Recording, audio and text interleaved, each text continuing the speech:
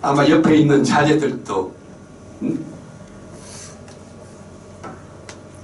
아들, 며느리, 손자, 손녀들도 아직까지는 즐기지 못했던 아주 고급 문학의 맛과 멋을 여러분들에게 제공하겠습니다. 그러기 위해서는 오늘의 이 맛과 즐거움을 느끼기 위해서는 오늘 강연은 제 이름으로 되었지만 실제로 와본 분은 2명이 한다는 걸 느낄 거예요. 오늘 설성경 교수가 강의했다고 얘기하는 분은 여기 안 오신 분이에요. 그러나 여기 오신 분은 2명이 공동 강의를 합니다. 아마 성남 아카데미가 아니라 다른 전국의 외국의 어디에서도 이런 강의는 우선 차별화가 될 겁니다. 한 명의 강사를 불렀는데 2명이 왔어요. 늙은 남자를 불렀는데 늙은 남자와 중년의 여성이 같이 왔습니다. 소위 같은 연구실에서 연구하는 연구 동반자가 여러분들을 위해서 어떻게 우리가 연구자로서 시민을 위해서 이 수준 높은 교양을 즐기기 위해서 오신 귀한 분들에게 조금이라도 더 가치 있게 보답을 할 것인가. 그러기 위해서는 같은 성남 아카데미 속에서도 어제 했던 분, 내일 할 분과는 다른 좀 공격적이고 창의력이 있는 그런 강연을 제공하자. 그래서 2시간 반 걸려서 늦지 않게 잘 도착했습니다. 근데 오늘 강의는 제가 자꾸 오늘 강의의 중요함을 얘기합니다. 얘기되어지는 작품, 우리의 고전 작품도 중요합니다만은 그 고전 작품을 어떻게 제대로 탐색을 해서 그 고전 작품이 가지고 있는 그 수준 높은 문학의 세계, 미학의 세계를 여러분들에게 제공하는가. 그래서 각 작품이 있는데 그 작품을 직접 보는 것이 아니라 그 작품을 미리 잘 다듬어서 맛있는 문학의 음식으로 만들어서 여러분들에게 제공하는가. 그 제공하는 사람들의 정성, 그들의 손맛, 그들의 마음의 향내까지도 같이 느꼈을 때 성남 아카데미의 강의는 한국의 어느 지역의 아카데미보다 더 나은 강의고 외국의 그런 유사한 아카데미보다 더 질이 있는 아카데미라는 것을 느끼게 해드리기 위해서 많이 준비를 했습니다. 그래서 중간중간에 우리가 함께 즐겨야 되니까 중요한 대목이 나오면 멋진 가수들의 노래를 듣고 박수를 보내듯이 우리 함께 같이 박수치고 즐기면서 얼쑤 좋구나 하는 그런 마음의 가짐을 가지고 진행해 주시면 좋겠습니다. 그래서 순서를 제가 도입 부분은 이렇게 포괄적으로 얘기하고, 두 번째는 설성경이라는 한 사람이 여러분들에게 제공할 우리 고전의 가치를 어떤 과정을 거쳐서 연구를 했는가. 요리의 과정, 주방에서 요리를 한 그 과정을 오늘은 주방문을 쫙 열고 보여드리겠습니다. 네? 잘 차린 밥상을 제공하는 것이 아니라 어디에서 재료를 구해서 정성 들여서 다듬어서 맛있는 양념을 쳐서 건강식품으로 거르고 맛도 있게 여러분들에게 제공하는가. 그래서 음식 자체만을 즐기지 마시고 이번에는 그 뒤에 이것을 차려온 딸, 며느리의 그 음식 장만에 대한 정성을 함께 생각하면서 우리 고전을 이해해 주실 수 있도록 제가 준비를 하겠습니다.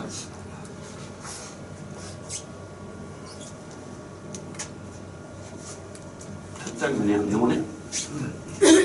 열어야 돼.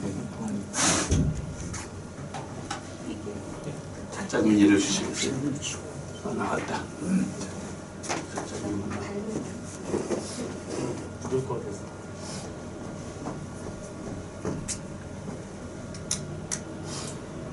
어제 저녁까지 가공을 한 겁니다. 10년 전에 그걸 가져온 거죠. 어제 저녁까지 열심히 오늘 오실 여러분들을 생각하면서 준비해온 자료다 이렇게 생각해 주시면 좋겠습니다.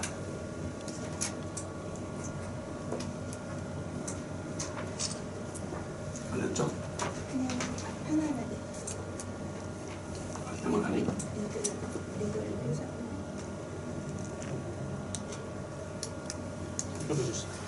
됐고? 네.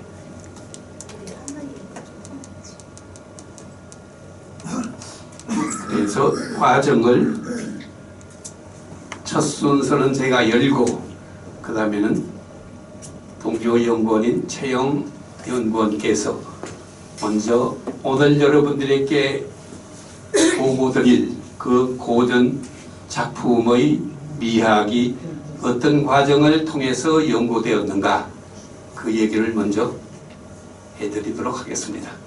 네, 최영 연구원 부탁드립니다.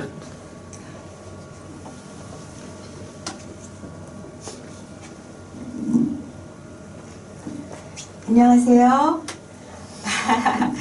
저 보신 분 많이 계시죠? 네.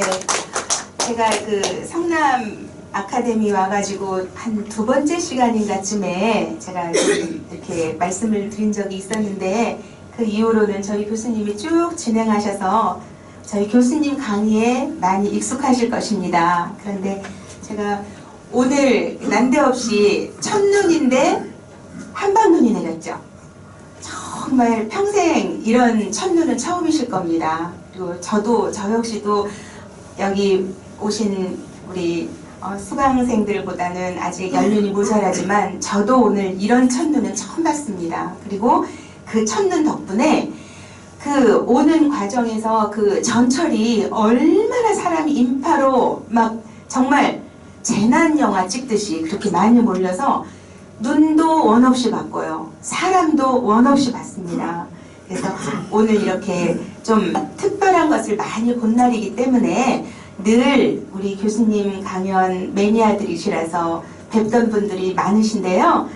오늘은 좀 이 난데없이 내린 폭설 같은 첫눈처럼 그리고 한꺼번에 막 쏟아져 나오는 그 인파 속의 어떤 한 사람처럼 제가 강연을 재밌게 그리고 즐기면서 한번 해볼까 합니다. 청춘노랑이네. 감사합니다.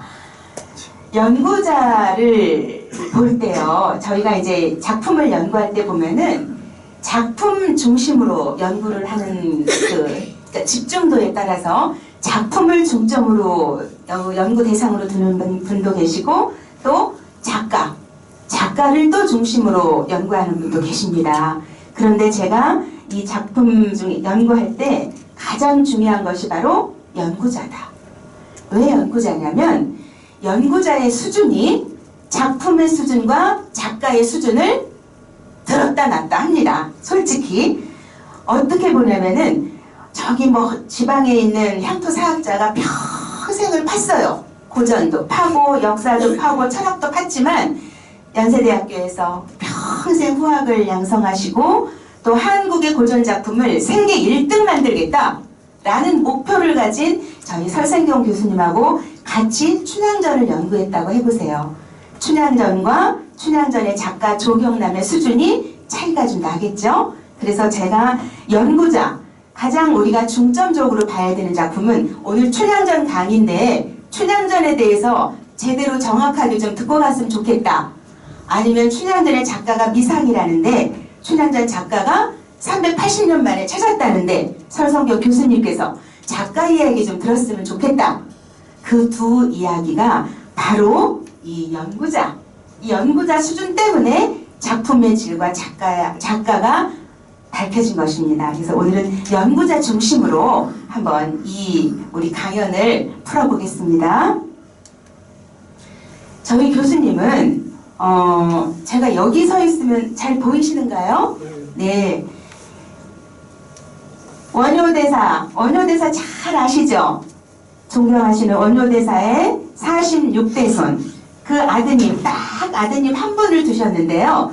그것도 왕통으로 요속공주하고 사이에 아드님 한 분 두셨는데 설총으로는 45대손입니다. 원효대사의 속명이 설사, 설서당 이렇게 불리셨거든요. 설씨예요. 그런데 원효대사는 잘 아시다시피 우리나라 불교의 최고 사상가요. 일본에서나 중국에서는 해동보살로 그 위치가 거의 신격화되어 있는 분이십니다. 그래서 불교하면 원효대사죠. 그 아드님 설총은 또 어떤 분이실까요? 향찰과 이도를 집대성해서 신라의 유학자로서 유학이 정말 처음으로 유학이라고 만들어졌던 그 장본인이 바로 설총이세요. 동국 18년으로 지금 종묘 문묘에 가면은 설총과 고운 채취원이 나란히 있습니다. 그래서 할아버지 원효대사는 불교에 돼 가시고 그 아드님 설총은 유학에 돼 가시고 저희 교수님은 종교가 뭘까요? 기독교. 네. 박수 쳐드릴게요. 기독교 맞습니다. 그러면 한 집안에 어떻게 이런 혈통으로 종교사가 총망라되고 있습니다. 불교, 유교, 기독교. 자, 이 만만하지 않은 이 혈통이 결국은 한국 문학을 1400년을 아우러오는 그 대단한 저력입니다. 신라의 원효대사의 한시 한 편부터 윤동주 시까지 오거든요. 그 기간이 1400년이에요. 자, 그러면 우리가 다 각 가문의 혈통을 다 가지고 계시는데 자, 혈통부터 출발하는 만만치 않은 연구자가 어떤 과정으로 연구해서 대단한 성과를 이루었는지 오늘 우리 이 만남이 얼마나 대단한지 한번 따라가 보시겠습니다. 그 연구자가 평생을 갈고 닦은 학문의 전당이 바로 연세대학교입니다. 연세대학교는 기독교 사학 명문이에요. 언더우드 박사님, 선교사가 이 땅에 교육을 위해서는 연세대학교를 세웠고 의료를 위해서는 세브란스를 세웠습니다. 그래서 정말 이 나라에 캄캄한 암흑과 같은 이 나라에 머리를 깨워주고 또 정말 아무거나 먹던 그 시절에 얼마나 많은 병이 있었습니까? 40대 50대 죽어가던 이 나라 백성들을 세브란스라는 그 의료 선교사들이 와서 많이 우리 생명을 구해줬죠. 그래서 이 연세대학교는 교육과 의료를 중심으로 사립의 명문인데 선교사님들이 세웠죠. 그리고 그렇지만 또 가장 중요한 것은 연세대학교는 신학이 물론 가장 으뜸입니다. 선교사, 기독교 선교사가 세웠으니까. 그런데 가장 중요시했던 것이 그 당시 서울대는 경성제국대학이 전신이었어요. 그런데 관악 서울대학교와 반대로 이 연세대학교는 한국학, 정말 파란 눈에 미지의 세계에서 정말 끝도 없이 바다로 해서 도착한 극동아시아 작은 나라 그 조선에 복음을 심고자 왔던 그 선교사들이 한국의 가장 으뜸이 되는 정신을 연세대학교의 근본 이념으로 삼는다 해서 신학과 국학 이 두 이념을 가지고 교육을 하기 시작하는데 그래서 우리나라 한국학의 가장 첫 번째 교육이 되고 그 한국 정신을 이 땅에 보급한 곳이 바로 연세대학교입니다. 정통으로. 그곳에는 용재 백낙준 박사님, 위당 정인보 선생님, 외솔 최연배 박사님, 한결 김용정 선생님 많이 들어보셨을 거예요. 일제강점기에 말과 글을 지키기 위해서 목숨을 내놓고 또 한국학의 뿌리를 찾기 위해서 조선 5000년 조선의 어리라는 책을 쓰셨고 이런 모든 한국학의 뿌리와 같은 그 정신이 쭉 그 당시 나라가 없을 때는 민족애로 또 나라가 낙후돼 있을 때는 근대화로 그 다음에 민족애와 근대화를 결합해서 살아야죠. 먹고 살아야죠. 그래서 실용성, 학문도 실용성이 있어야 한다. 그래서 그 민족의 근대화 실용성을 중심으로 해서 공부를 열심히 가르쳤는데 그때 이 모든 것을 오롯이 옴쏙 받은 분이 저희 형사 설성경 교수님이십니다. 박수 한번 쳐주세요. 얼마나 공부를 열심히 하셨겠습니까? 감사합니다.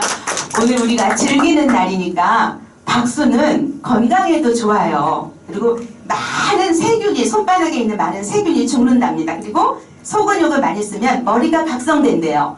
그래서 이 자리에서 공부로도 좋고 교양으로도 좋고 또 우리 또 신체 활동으로도 좋은 시간, 일석삼조의 시간이 됐으면 좋겠습니다. 그래서 이 연구자는 앞으로 대단한 연구자가 되실 분인데 정통성, 창의성, 첨단성, 실용성, 경제성 이 모든 것을 이 한국학 정신과 신학 정신을 개인적 역량으로 좀 직결시켜내요. 대단한 연구에 대한 시작을 이렇게 시작합니다. 그래서 그것뿐만이 아니라 한류.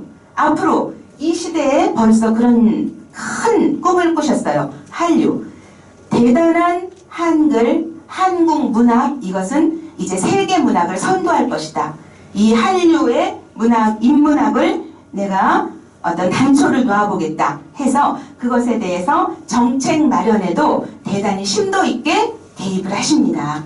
그래서 자 여기 보세요. 이제 이 상황을 가장 제가 늦게 소개를 하는데 연세대학교에서 한국 최초 또 여성 최초로 노벨 문학상을 탔죠. 한강 작가가 연세대학교 출신입니다. 자, 연세대학교가 제가 장황하게 설명했지만 이렇게 신학과 한국학의 정통한 뿌리를 통해서 이런 대단한 문학 연구자의 연구가 이어져서 결국은 서울대도 아니고 이대도 아니고 연세대학교의 그 토양에서 자란 한강 작가가 노벨상의 기쁨을 저희 한국에 안겨주었습니다. 그래서 저희 교수님 백양로에서 이렇게 만세를 부르고 계시네요. 자, 두 번째, 세 번째 노벨상도 한국이 타야 되겠죠? 기대를 해봐도 되겠죠? 예. 자, 저희 교수님도 거기다가 한 발을 놨으면 좋겠다고 저는 생각하고 계속 푸시를 하고 계시는데 가능성이 있지 않겠습니까?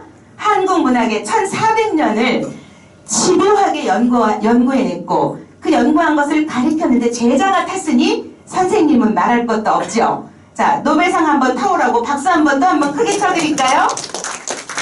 아유, 감사합니다.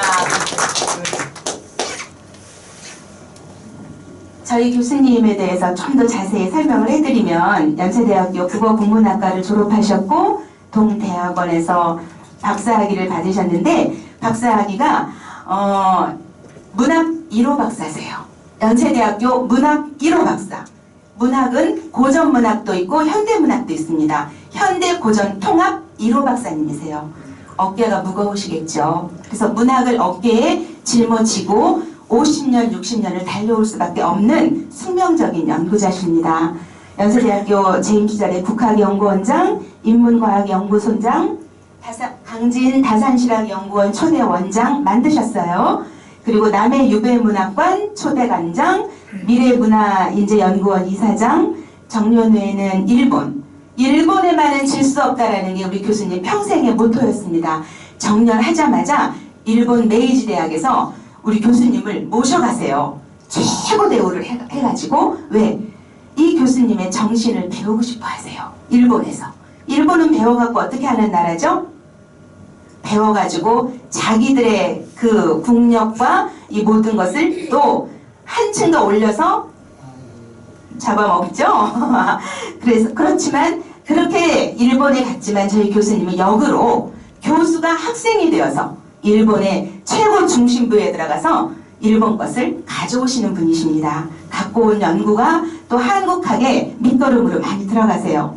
그래서 지금 현재는 연세대학교 명예교수님이고 아시아문화연구원 이사장님이시고 국립민속박물관의 이사님으로 계시면서 최장기 학술이사예요. 우리나라 국립민속박물관 회에 그리고 나손인문학연구실에서 저와 함께 오늘 새벽까지도 우리 교수님은 연구하셨고 저는 그 시간에 이제 성남을 향해 달려오고 있었습니다. 저서 중에 저서가 상당히 많은데 대표 저서가 뒤로 가면서 소개를 해드릴게요. 2001년도에는 새천년이 딱 밝아와서 첫 번째 되는 그 해에 연세 학술상을 타셨고 2013년도에는 아까 외솔 최원배 선생님이 정말 대단한 학자신데 그분이 외솔상을 우리 교수님께 주셨습니다. 연구를 보면 1971년부터 이제 본격적인 연구가 시작되세요. 저희 교수님이 연세대학교 6기학번이십니다.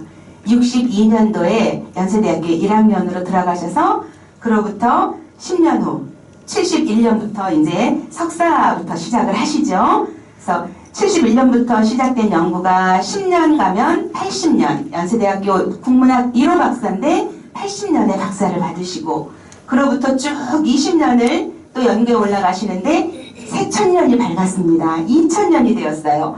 그때 어떤 깃발을 들어 올리냐면 신국학, 국학 앞에 신이 붙었습니다. 그동안의 국문학 연구는 책을 연구하고 자료를 연구하고 이 모든 것을 그냥 국문학 연구의 방식이 바뀌지 않았어요. 근데 이제부터 신국학은 순수학을 공부해서 응용학으로 이제 향수자들, 우리 대중들, 민중들, 국민들에게 향수자를 중심으로 해서 응용학까지 같이 고려해야 한다. 그래서 신국학은 순수학과 응용학의 결합입니다. 이 깃발을 2000년에 드시고 그로부터 24년이 흘러서 올해 2024년이 되었습니다. 그래서 큰 축으로는 순수학을 가장 잘해야 되겠죠. 가장 최고 진수의 순수학 연구를 가지고 그 격을 그대로 대중하고 소통하는 학자의 점유물이던 어떤 학술 연구 성과가 국민에게 그대로 가야 이게 순학자다. 공부에서 철저하게 남주자. 이게 저희 교수님의 모토입니다. 그래서 순수학의 심화와 인문 응용학을 같이 결합해서 24년을 달려오셨는데 그 달려오는 동안 굵직한 업적이 나오죠. 서울대학교에서 구운몽의 비밀, 홍길동전의 비밀, 춘향전의 비밀 요 세 권이 2001년부터 2012년까지 12년 동안 줄기차게 서울대학교를 두들깁니다. 사실 서울대학교 이상의 학교가 있었다면 아마 거기를 또 두들기셨겠죠. 왜? 최고의 순수학을 가지고 응용학을 해야 되기 때문에 검증받는 그 마음으로 이 순수학술을 서울대를 두들겨서 읽어내십니다. 그리고 주석책까지 하면 서울대학교 사관왕을 하셨고요. 그로부터 2024년 자, 이 부분이 오늘 하이라이트입니다. 2024년 올해죠. 지금 연세대학교에서 3권의 책이 한꺼번에 출간됩니다. 이번 주 아니면 빠르면 이번 주 아니면 다음 주에는 저희 연구실에 올 것 같은데요. 자, 제목이 의미심장해요. 구운몽의 지성미, 춘향전의 감성미, 홍길동전의 야성미. 자, 어떻습니까? 저희 교수님이 신라부터 현대까지 오는 동안 12작품, 지금 12작품 중에 2작품은 아직 공개가 안 됐기 때문에 10작품인데요. 그 10작품이 결국은 가장 가운데 하이라이트 부분이 있어요. 그건 좀 지나가서 제가 다시 그 주제하고 연동해서 설명해 보이겠습니다.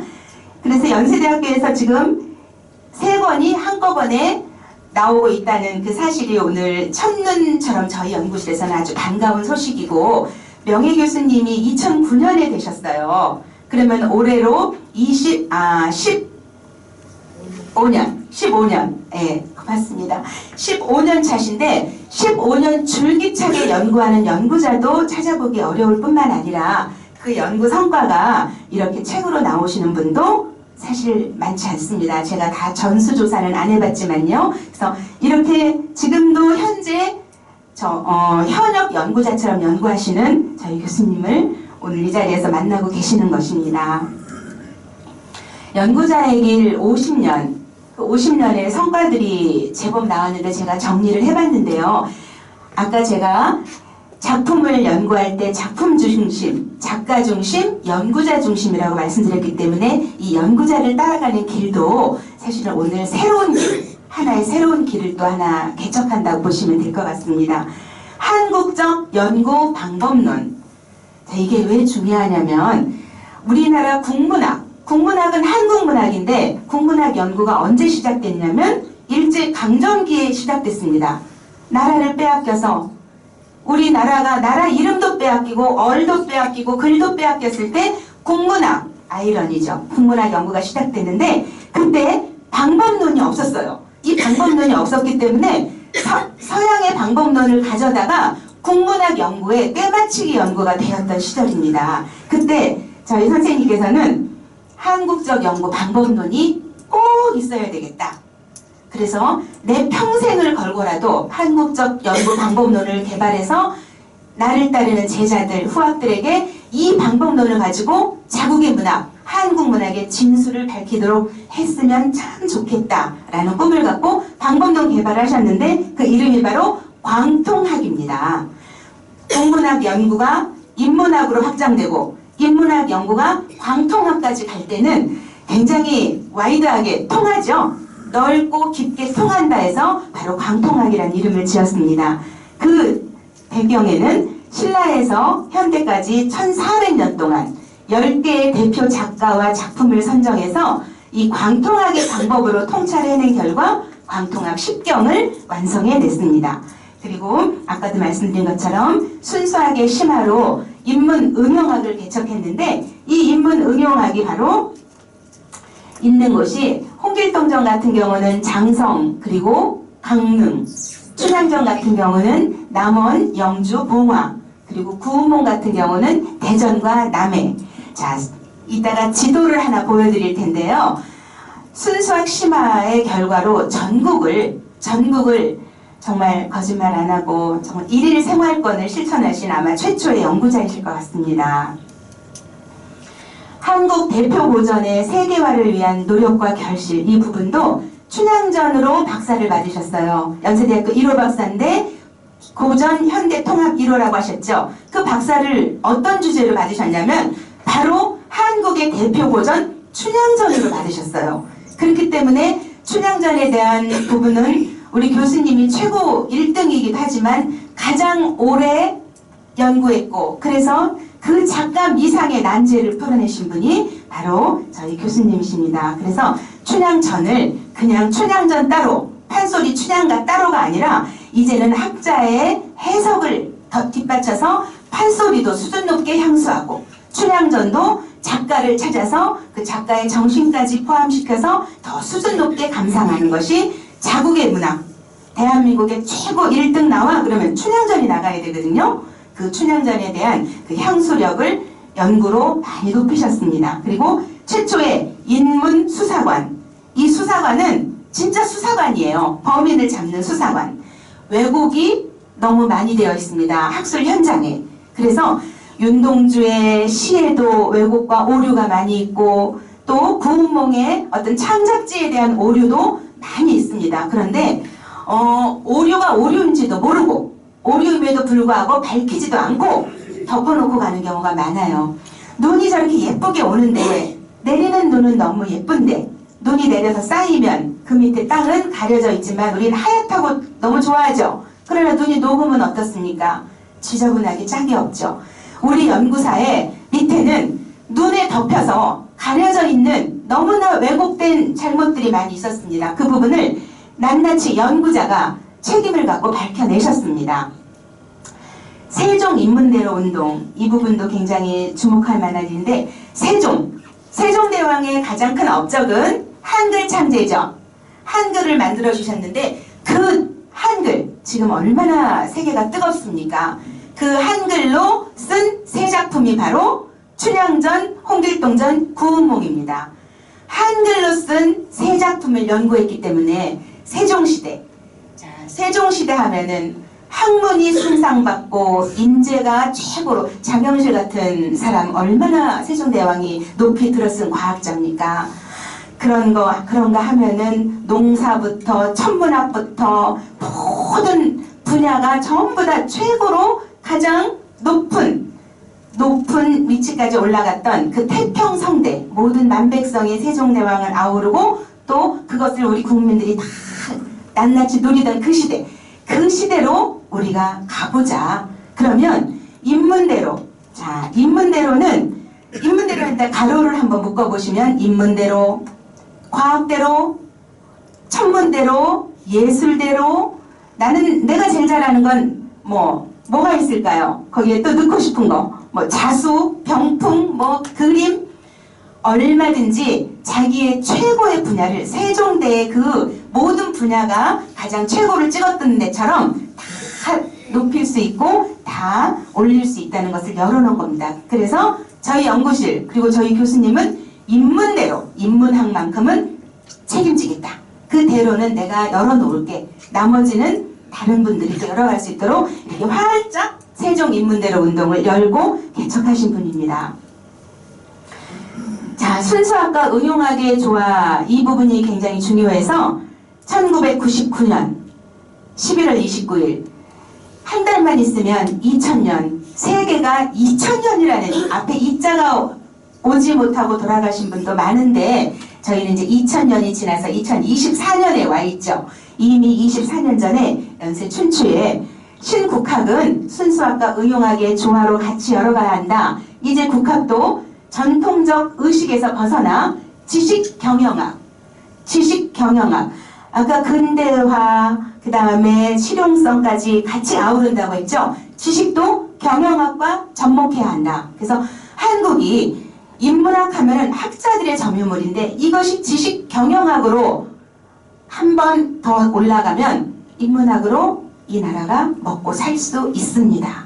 그 분야에 대한 고민을 이렇게 오래전부터 하신 분이 연구자 설성경 교수님이십니다.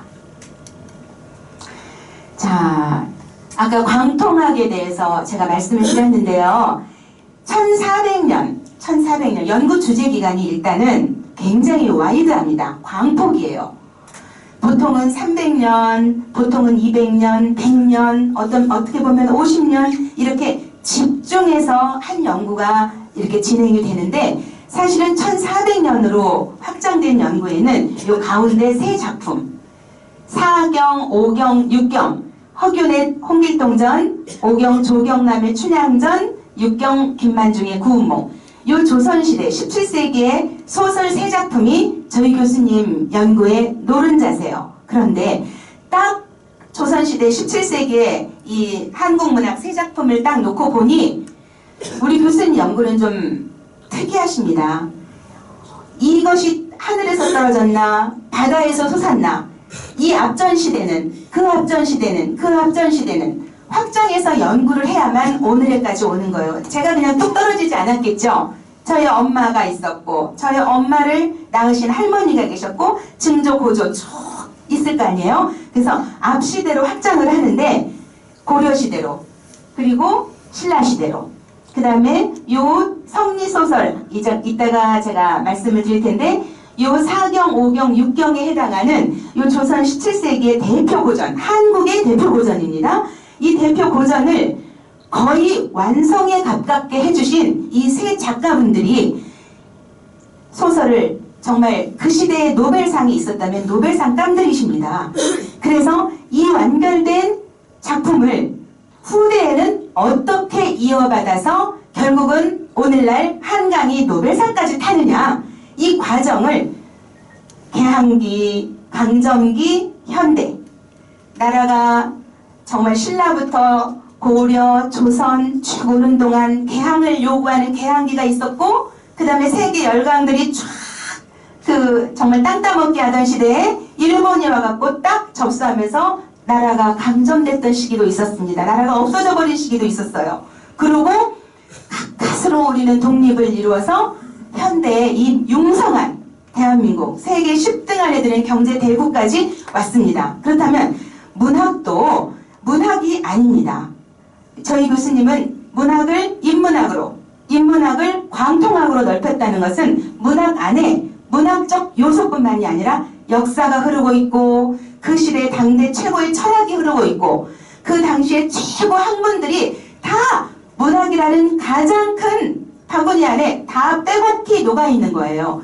그러다 보니까 그것을 단순한 국문학 연구 방법만 가지고는 풀 수가 없기 때문에 인문학으로 확장하고 그걸 광통학으로 확장하고 또 이제는 그 광통학으로 해서 그 최고의 통찰을 이루어서 십경을 완성해 내셨습니다. 원효대사가 써준 천수가라는 한시 한 편에서 광대들의 처용가, 세종대왕의 월인천강지고, 사경으로 가면 이제 한글 소설의 효시인 허균의 홍길동전, 그 다음에 작가 미상으로 우리가 정말 380년 만에 작가를 알게 된 산서 조경남의 춘향전, 그리고 최고의 지성 작가인 서포 김만중의 구운몽, 그리고 이렇게 해서 이제 조선시대가 성리학시대가 끝나면서 그 깃발을 받은 분이 실학시대의 정약용, 죽대선생전, 탈경 신재요의 변감세가, 그리고 구경으로 가면은 그때 이제 나라가 서서히 일본의 큰 암흑기가 들어올 때이기 때문에 이름을 쓸 수가 없었어요. 자기 이름을 뭐 최영, 설성경 이렇게 이름을 쓰지 못하고 한성신보의 토소자라는 필명으로 엿장사라는 소설을 연재해요. 그것이 바로 우리가 그동안 잘 알고 있는 이인직의 혈의 누나 이혜조의 자유종이라는 그 신소설의 효시보다 10년이 앞당겨진 신소설의 효시입니다. 저희 교수님이 일본에서 동경여자대학교 도서관에서 발굴하셔갖고 연구해서 책으로 내셨고, 그것은 대한민국 학술원 우수도서까지 된 것입니다. 그래서 우리는 우리 성남학 아카데미의 최고 지성인들은 이제 신소설의 효시를 뭐라고 얘기해야 될까요? 신소설의 효시를 엿장사. 토소자의 엿장사가 신소설의 효시라고 말씀해야 됩니다. 가족들에게도 알려주셔야 됩니다. 이제 이 나라가 참 바뀌어야 되는데 바뀌는 거에 참 더뎌요. 인색해요. 이 모든 내용들이 지금 다 교과서가 바뀔 이야기입니다. 그래서 지금 이 내용을 여러분 다 들어보셨을 거예요. 윤동주 강의까지도 했거든요. 그래서 지금 10번 꾸준히 오신 분은 아마 이 작품들이 스쳐 지나가면서 제목은 생각나실 겁니다. 그 정도로 저희 연구실에서 우리 교수님이 연구가 마쳐지면 제일 먼저 성남에 와서 펼치셨어요. 자, 여기서 네. 엿장사 우리 시를 한번 낭송해드리고 또 계속하죠. 네, 엿장사 다음에 쓴 윤동주 씨 간 있죠? 윤동주 씨 간 기억나시는 분 계실까요? 서시를 11월 29일에 쓰시고 그리고 9일 후에 간을 쓰셨습니다. 보통 우리 국민들이나 세계인들은 윤동주의 대표시는 서시라고 생각하는데 그것보다 9일을 더 고민해서 노벨 문학상 제도가 있었다면 분명히 탈 수 있었던 작품 간의 묘하게도 국민들에게 잘 소개되지 않았습니다. 그래서 제가 연구를 했고 제 연구원은 제가 연구하는 걸 옆에서 보고 거들었습니다. 오늘 눈도 내리고 이렇게 의미 있는 날 윤동주 간을 쓰기 그 며칠 전에 우리가 성남 아카데미에서 여러분들을 위해서 남녀 혼성팀으로 낭송을 해드리겠습니다. 시를 한 편 마칩니다. 윤동주 간. 바닷가 햇빛 바른 바위 위에 습한 간을 펴서 말리우자. 코카사스 산중에서 도맹해온 토끼처럼 둘러리를 빙빙 돌며 간을 지키자. 내가 오래 기르던 여인 독수리야 와서 뜯어먹으라 실어먹시. 너는 살찌고 나는 여위어야지. 그러나 거북이야 다시는 용궁의 유혹에 안 떨어진다. 프로메디어스, 불쌍한 프로메디어스, 불도적한 죄로 목에 맷돌을 달고 끝없이 침전하는 프로메디어스. 자, 그러면 지금 이야기가 나온 김에 윤동주 이야기를 조금 해드릴게요. 간을 쓴 날짜가 11월 29일입니다. 몇 년도요? 1941년. 1941년은 일제강점기의 최고 암흑기입니다. 윤동주가 졸업하기 전에 졸업작품을 내는데요. 이 윤동주 씨 간은 자 보세요. 11월에 들어섰어요. 우리 교수님께서 아까 참 감성적으로 말씀을 해주셨는데 어제는 은행잎이 비에 떨어지는 게 그 은행잎이 지면서 저희는 가을을 느꼈습니다. 그런데 오늘은 그 은행잎이 눈으로 변해갖고 제가 오늘 새벽에 엄지손만하다고 솔직히 말씀드릴 정도로 한방눈이 내렸어요. 노란 은행잎이 하얀 눈으로 바뀌는 이 하루의 시차, 참 오늘 참 운치 있는 날인데요. 윤동주가 11월 캄캄한 암흑기에 11월에 들어섰을 때 11월에 저희 교수님 역작 중에 하나가 이 연구사를요, 다른 사람들은 한 편 연구합니다. 그런데 보세요. 신라부터 현대까지 1400년 와이드로, 그 다음에 한 작품을 깊이, 이게 연구사의 통찰인데 윤동주가 11월에 쓴 세 작품이 있습니다. 제일 잘하시는 작품이 첫 번째 11월 5일에 별에는 밤을 쓰세요. 11월 5일에 별에는 밤을 쓰시고 그로부터 15일을 지나요. 15일을 지나가서 11월 20일에 서시를 씁니다. 온 국민 애송시, 어린아이부터 정말 국회의원만 되면은 쫙 나가서 나한테 주어진 길을 걸어가야겠다라고 외치는 온 국민, 전 국민 애송시, 서시, 그 서시를 11월 20일에 쓰세요. 자, 별에는 밤 쓰고 그 다음에 15일 지나서 서시를 썼죠. 서시를 윤동주의 시의 최고 하이라이트로 알고 계시죠? 윤동주 하면 서시죠. 그런데 그 최고봉 에베레스트의 깃발을 꽂았다고 생각했는데 거기서부터 9일을 더 갑니다. 하루, 이틀, 사흘, 나흘, 닷새, 엿새, 일회, 여늘에, 아흘에. 자, 시인의 하루는 1년 내지는 뭐 2년, 3년, 10년일 수도 있습니다. 피를 짜서 일제 암흑기에 한글로 윤동주가 서시 찍은 그 위에 쓴 게 바로 이 간입니다. 그런데 서시하고 간이 얼마나 다른 시냐면, 자, 서시는 시작하는 것이 저희 교수님이 연구 책을 3권을 쓰셨어요. 요 간이라는 13줄의 시 한 편 가지고 책을 3권을 쓰시는데요.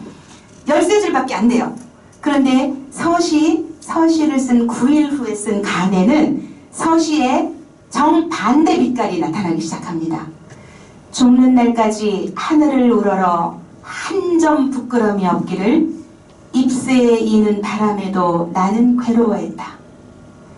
별을 노래하는 마음으로 모든 죽어가는 것을 사랑해야지. 그리고 나한테 주어진 길을 걸어가야겠다.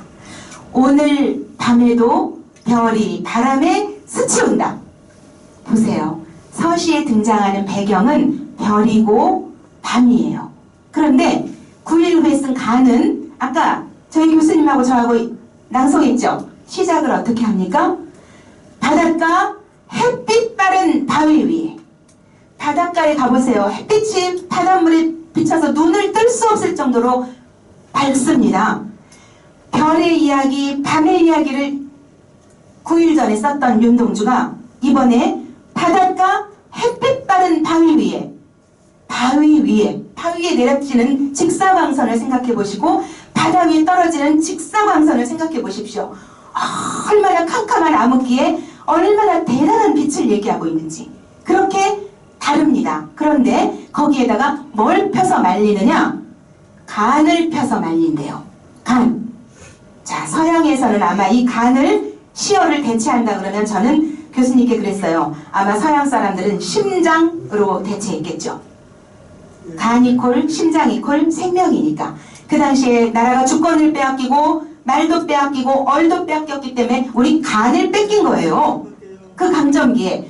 근데 그 간을, 그것도 습해진 간. 간이 습해지면 두 글자로 뭘까요? 간암이죠.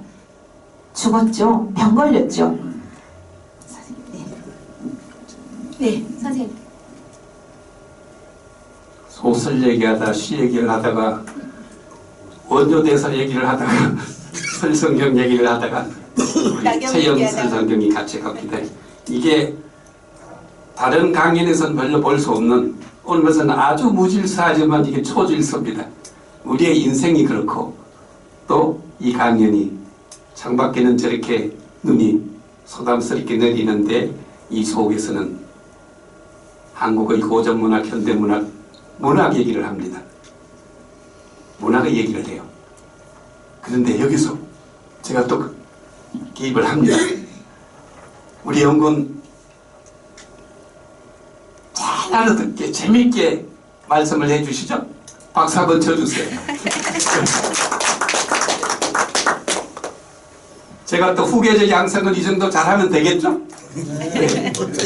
저는 제가 아무리 노력해서 결과를 낸다 하더라도 그게 후계자가 제대로 안 돼서 꺾여버리면 프랑스를 겨우 따라갔는데 또 뒤지고 독일을 영국을 따라갔는데 일본을 따라갔는데 또 뒤지는 거예요. 그래서 저는 제가 세계 최고를 찍었으면 제 후계자를 잘 길러서 프랑스, 독일, 이스라엘, 체코에서 계속 못 따라오게 그런 연구 기획을 해서 실천을 하고 있습니다. 우리 둘을 위해서 이런 방법이 괜찮으면 다시 한번 박수 쳐주세요. 자리 좀 물려주셔야 돼요. 네, 그러니까 빨리. 네. 아이고 네. 감사합니다. 아이고. 그래서 이제 뭐 몇 년 후에는 제가 옆에 가만 앉아만 있어도 될 거예요. 그리고 제가 더 건강을 잘 유지해서 후계자가 더 세계 정상에 오르는 걸 확실히 볼 때까지 제가 두 눈을 부릅뜨고 지켜보면서 가르치고 박수 쳐줘야 되는 거 아니에요. 자, 그래서 여러분들이 워낙 제 제자의 강의를 잘 들어주시기 때문에 제가 특별히 한 가지 선물을 더 주시겠습니다. 아까 간을 낭송해 드렸는데 이제는 간의 주제에 해당되는 것을 여러분들이 확실히 기억하게 말씀드리겠습니다. 마지막 연 중에 13줄짜리 신데 그 마지막 연에서 어떤 얘기를 윤동주는 하고 있었는가? 이 시를 쓰고 일주일이 지나 그 다음 날이 되면 일제가 은밀히 선전포고도 하지 않고 카미카제가 착 가서 진주만을 폭격하는 그 신분 전략을 펴는 겁니다. 윤동주는 이미 정신적으로 알았어요. 그래서 뭐라고 얘기했느냐? 일제 너희들 그렇게 동아시아 전쟁에 험지로 넣으면 망해. 그 얘기를 시에서 이렇게 얘기합니다. 이번에는 프로메테우스를 일제로 바꿔서 합니다. 네. 네. 자, 아까 그 시를 더 쉽게 윤동주의 마음속에 있는 얘기로 바꿔서 표현해 볼게요. 자, 시작. 그 연만 할까요? 네, 마지막 세 네. 구절만. 일제로 바꿔서 하겠습니다. 일제, 불쌍한 일제. 조선의 주권을 뺏은 죄로 목에 맷돌을 달고 끝없이 침전하는 일제! 맞죠? 이게 윤동주 얘기예요. 그런데 그동안 모든 연구자들은 제가 춘향전 연구를 하고 있는 동안 현대 연구를 하던 모든 연구자들은 뭐라고 했느냐? 다시 윤동주를 바꿨어. 윤동주, 불쌍한 윤동주, 불도적한 죄로 목에 맷돌을 달고 끝없이 침전하는 윤동주! 이렇게 달라졌어요. 일제를 죽인 그 얘기를 윤동주가 자살하는 얘기로 만들었으니 이 얼마나 슬픈 한국의 문화가 역사였습니까? 우리가 해결했습니다. 해결했습니다. 해결했습니다. 조금 더 예측해 주세요. 예, 감사합니다. 저희가 그 윤동주 연구를 시작해가지고 2013년도에 윤동주 씨 간 13줄밖에 안 되는데 방금 세 연을 교수님하고 저하고 윤동주의 시적 자아에 맷돌이 달렸다. 침전 한 번 한 걸로 끝난 게 아니라 끝없이 침전하는 윤동주로 지금 현대시 연구자들이 다 오독하고 바꿔놨다. 이 맷돌을 윤동주의 24년 후배인 설성경이 안 풀면 누가 풀겠느냐. 윤동주, 연세대학교 가면 윤동주 시비가 있어요. 윤동주 공원이 있고 그러면 거기에 서시 시비가 있습니다. 우리 교수님은 웬만한 정말 변수가 아니면 1학기, 2학기 종강을 12앞에서 하십니다. 12앞에 그날 그 수업의 학생들을 모아서 같이 떼창으로 서시를 낭송을 하고, 그리고 이제 한 학기가 끝나면서 각자의 주어진 길을 한번 얘기하고 그렇게 해서 종강을 하시는 분이세요. 그런데 그 일제가 정말 그 윤동주가 서시를 쓰고 나한테 주어진 길을 걸어가야겠다라고 마침표를 찍은 윤동주가 어떻게 9일 후에 그게 바로 죽어가는 길이고 자살의 길이고 목에 맷돌을 달고 끝없이 침전하는 길이겠습니까? 얼마나 고뇌해서 9일 후에 쓴 그 간에는 그 당시 우리의 말, 글, 주권, 모든 학교의 모든 행정 이런 것들에 다 개입해서 정말 강의조차도 제대로 받지 못하는 그 일제를 내가 정말 문학 전사가 돼서 내가 나가서 싸울 순 없지만 나는 칼보다 강한 펜으로, 연필로 일제를 저격하겠다. 그래서 저희 교수님께서 뭐라고 그 간을 정의하셨냐면 공격적 저항시. 그냥 저항시가 아니고 공격적 저항시. 일제. 불쌍한 일제. 조선의 주권을 도적질한 죄로, 불도적질한 죄로 목에 맷돌을 달고 끝없이 침전해야 마땅하고 현재도 침전하고 영원히 침전해야 할 일제, 일본 제국주의. 이렇게 윤동주가 썼다라고 풀어내셨습니다. 그런데 아까도 네? 조금 쉬고 할까요? 제가 윤동주 얘기만 하면은 10분간 쉬고 계속하겠습니다. 쉬고 하도록 하겠습니다. 이 부분이 참 중요해요. 4경, 5경, 6경. 제가 이 배치도 이 그림도 제가 그립니다. 제가 디자인을 하는데 보세요. 1경, 2경, 3경. 그럼 4경이 이리 와야 되겠죠? 잠시만. 네. 계속 하세요. 네. 왜 성리 소설 성리 예. 붙였는지 네. 조금만 기다리면 나옵니다. 지금 제가 그 얘기를 하려고 그럽니다, 선생님. 지금 그 얘기를 하려고 그래요. 자, 보세요. 1경, 2경, 3경, 4경이 이리 와야 맞겠죠? 근데 3경에서 4경이 위로 올라갔죠? 5, 6 해서 산을 이룹니다. 사실은 이 부분, 이 세 작품이 오늘의 하이라이트 성리소설입니다. 왜 성리소설인지를 선생님 조금만 기다리시 그러셨어요. 바로 들어가는 건데. 왜냐, 아까 연구자론에서 출발한다고 했기 때문에 연구자 이해가 돼야. 자, 보세요. 조선시대에 이 17세기에 소설을 쓴다는 것은 그것도 이 대제압벼슬을 한 김만중 같은 분이 또 정치 관료요 최고 강릉 5대 문장가 중에 동인의 영수 집안의 막내 아들인 허균, 교산 허균 같은 분이 그리고 율곡의 제전 제자인, 율곡의 제자인 중봉 조헌의 제자인 조경남 같으신 분이 소설을 쓴다? 지금 저희 교수님께서 만화 그리는 것과 똑같습니다. 소설이라고 했으면 참 고맙죠. 소설 나부랭이 내지는 패설, 폐관문학 아주 높여주면 폐관문학입니다. 있을 수 없는 한시를 써야 되는 한문을 써야 되는 분들이 소설을 쓰셨어요. 그것이 바로 오늘의 하이라이트입니다.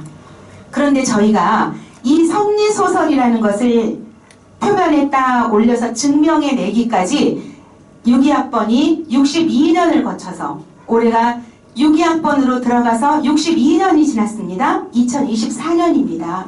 이제야 2024년도에 국민들 앞에 순수학과 응용학이라는 그 두 깃발을 합쳐서 성리소설이라고 명명을 한 이유는 그동안 모두 저희 교수님 빼고는 이 춘향전, 홍길동전, 구몽, 대중소설, 통속소설 그 범주 안에 넣어놓고 있었습니다. 그런데 보세요.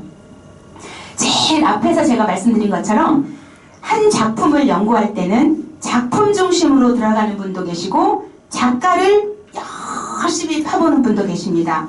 그리고 가운데 가장 큰 방, 가장 큰 넓은 평수가 연구자의 방이었습니다. 이 연구자의 수준이 그 작가와 작품의 수준을 올린다고 말씀드렸죠. 대중 통속소설로 보는 그 눈으로는 절대 성리소설이라고 증명을 못 해냅니다. 그런데 어떻게 성리소설이 나올 수 있었느냐? 작가 기본 배경이 성리학자예요. 그 당시 조선은 성리 입국입니다. 성리학의 이념 위에 조선이 건국이 되었어요.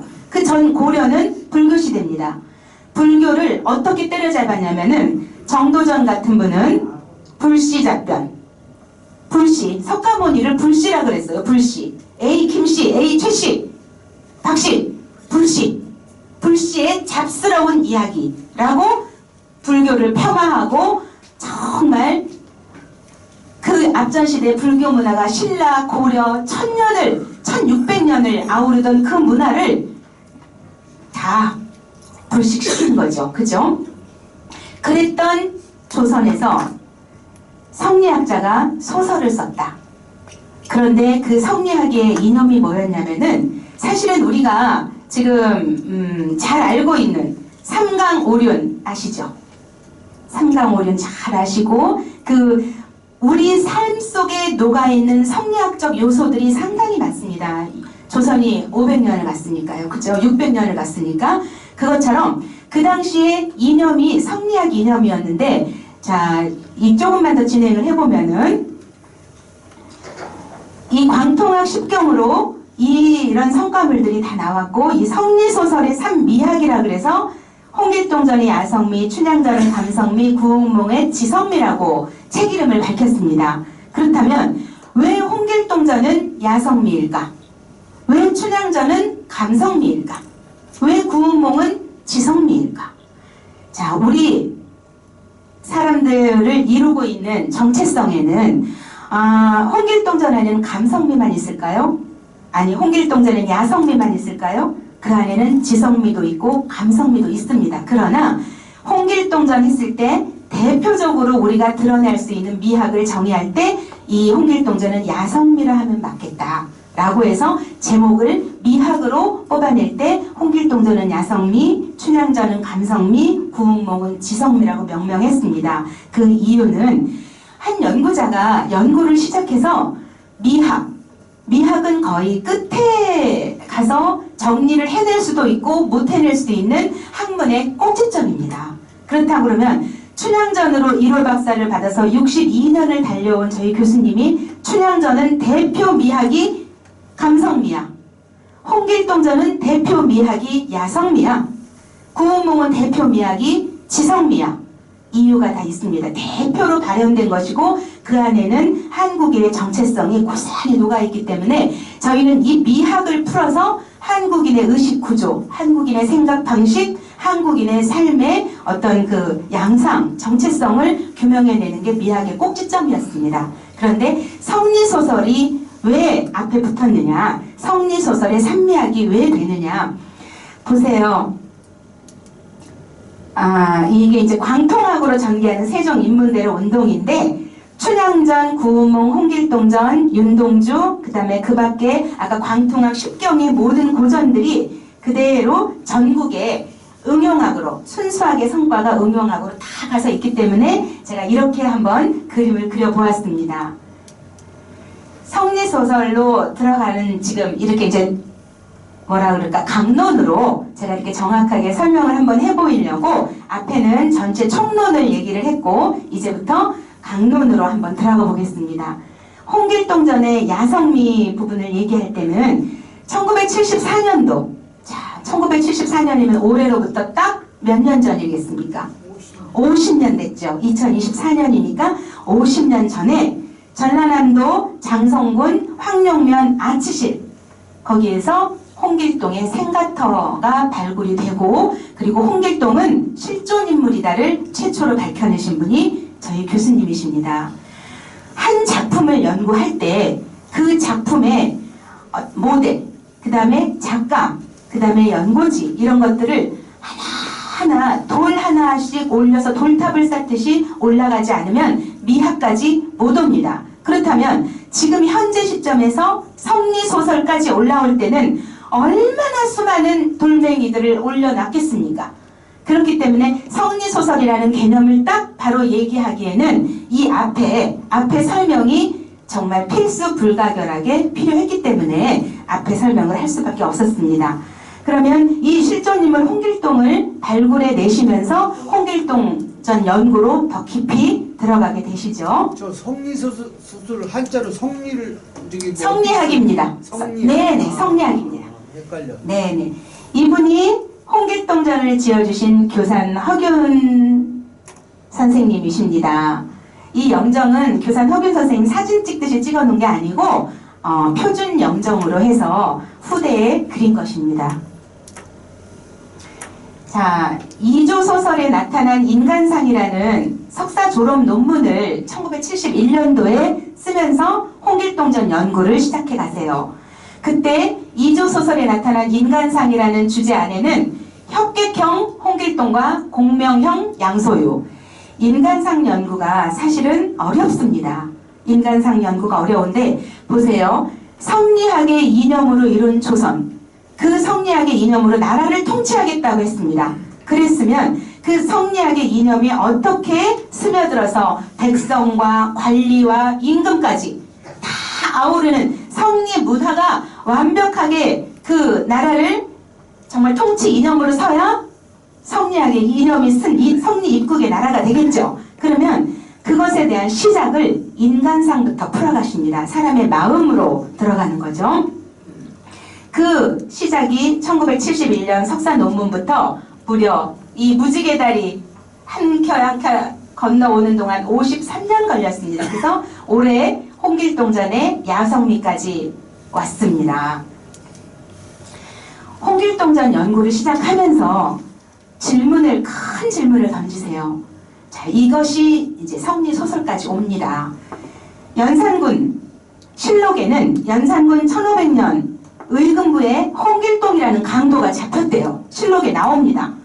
근데 저희들이 관공서나 어디 뭐 조그만 어떤 문서 요식행위를 하려고 그러면은 견본이 옆에 딱 있는데 견본 보면 내 이름 최영을 써야 되는데 최영 쓰는 자리에 홍길동이라고 써 있어요.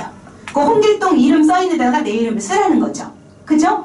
그러면 그 서식 모든 대한민국에 통용되는 서식은 전부 다 견본 이름이 홍길동이에요. 한국인의 대명사가 되었죠? 자, 1500년에 강도가 잡혔는데 그 이름이 홍길동인데 그 강도 이름을 깔고 이 고매하신, 이 저명하신, 이 교양 높으신 분들의 이름을 홍길동 강도 이름 위에 쓰래요. 말이 안 되죠. 그러면 이 홍길동전을 지어주신 허균은 이 강도 홍길동을 모델로 지었을까? 그게 질문입니다. 아무도 질문을 안 하는데 저희 교수님만 질문을 해요. 그리고 홍길동을 잡은 기록은 있는데 풀어준 기록도 없고 처형했다는 기록도 없어요. 처벌 기록도 없어요. 어디로 갔지? 어디로 갔을까요? 추적하십니다. 끝까지 추적해서 허균이 써준 작품 속의 율도국, 그 율도국을 오키나와까지 밝히세요. 사실은 오키나와가 정확한 곳은 아닙니다. 저희 교수님 밝혀낸 연구 논문에 보면은 핫테루마지마, 파조간도, 네, 그렇게 나와 있습니다. 조금 있으면 또 그 부분도 나옵니다. 그리고 작품 속 홍길동과 그 율도국에 진출한 홍길동. 강사님. 네. 상당히 잘 듣고 있습니다. 네. 한 가지만 질문하겠는데 네. 잘 몰라서 그러는데 일반적으로 우리가 소설 그런 걸 접하다가 성리소설이라는 말을 제가 오늘 처음 듣거든요. 예, 처음 근데 이제 듣. 소설에 큰 부를 대고 네. 그 안에 한 부류가 이제 성리소설로 이렇게 들어가는 겁니까? 아니면 성리소설과 다른 소설의 그 차이점은 어떻게 되는 건지 장르가 좀 애매해요. 네, 아유, 중요한 질문이시고요. 부터가 네, 그 무엇을 나타내고 어떤 다른 것과 차별성이 있는지 네. 에 대해서 좀 먼저 설명을 해주시고 네네. 성리소설이라는 거 성리소설 잠깐만요. 헷갈려. 네, 성리소설은 우리나라 최초로 오늘 처음 공개되는 장르입니다.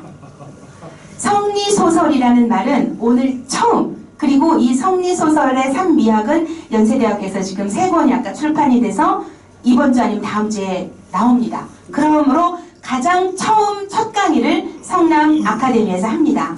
질문 너무 중요하시고요. 저희 교수님이 직접 말씀해 주시면 가장 좋을 것 같아서 제가 설명을 부탁드리겠습니다.